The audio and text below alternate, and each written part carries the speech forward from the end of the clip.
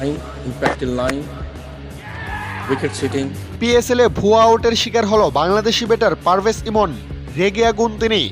দর্শক, ইনিংসের নবম ওভারের খেলা চলছিল তখন করাচি কিংসের স্পিনার সালমান আলী আখার মুখোমুখি হন পারভেজ হোসেন ইমন। ওভারের প্রথম বলে ৮০ মিটারের এক বিশাল ছক্কা হাঁকিয়ে নিজের শক্তিমত্তার জানান দেন বাংলাদেশি বাঁহাতি ব্যাটার।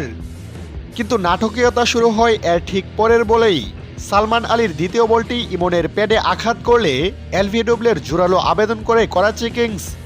তবে মাঠে আম্পায়ার তাতে সাড়া দেননি। আম্পায়ারের সিদ্ধান্তে সন্তুষ্ট হতে না পেরে সাথে সাথেই রিভিউ নেন করাচি অধিনায়ক। জায়ান্ট স্ক্রিনে রিপ্লেতে দেখা যায় বলটি স্পষ্টত লেগ স্টেম্পের বাহিরে ড্রপ করছিল। ক্রিকেটের নিয়ম অনুযায়ী বলটি লেগ স্টেম্পের বাহিরে পিচ করে, তবে সেটি কোনোভাবেই এলবিডব্লিউ আউট হতে পারে না।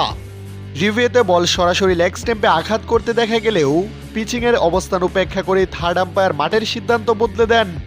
নট আউটকে আউট ঘোষণা করতে স্তব্ধ হয়ে যান ব্যাটার পারভেজ হোসেন ইমন।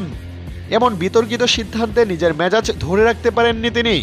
প্যাভিলিয়নে ফেরার পথে তাকে স্পষ্টতই ক্ষুব্ধ ও হতাশ দেখা যায়। কোনোভাবেই এই ভুয়া আউট মেনে নিতে পারছিলেন না তিনি। মাঠ ছাড়ার সময় তার চোখে মুখে ছিল আম্পায়ারিংয়ের প্রতি তীব্র অসন্তোষ।